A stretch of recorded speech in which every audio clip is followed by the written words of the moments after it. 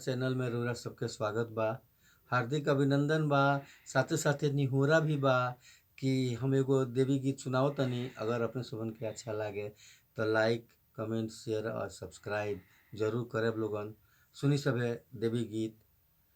जैया जमावल बाटे काला साधाराइल बा। जैया जमावल बाटे कलसा धराइल बा। आइल बाड़ी मैया महारानी जी।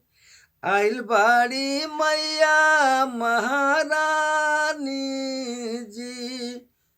जग कल्याणी माई दुर्गा भवानी के। जग कल्याणी माई दुर्गा भवानी के।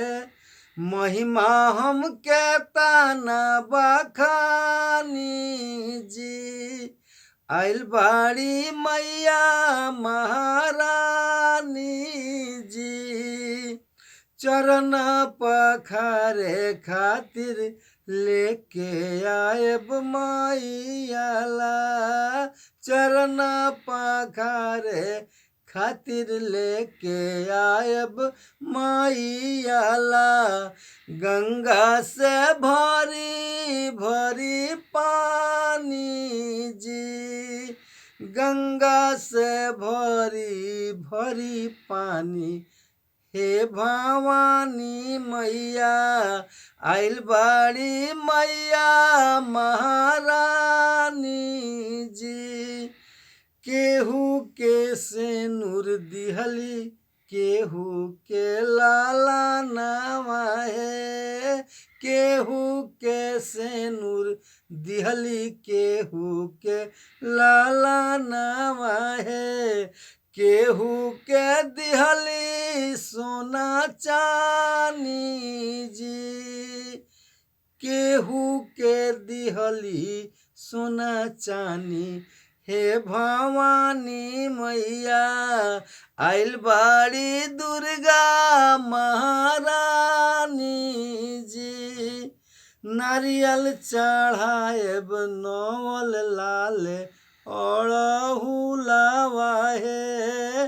नारियल चढ़ाएब नवल लाल अड़हुलवा हे। बेना डोलाएब सिरहानी जी। बेना डोलाएब सिरहानी हे भवानी मैया। आइल बाड़ी दुर्गा महारानी जी। जैया जमावल बाटे कलसा धराइल बा। आइल बाड़ी मैया महारानी जी। आइल बाड़ी मैया महारानी जी। आइल बाड़ी मैया महारानी जी। बहुत बहुत धन्यवाद।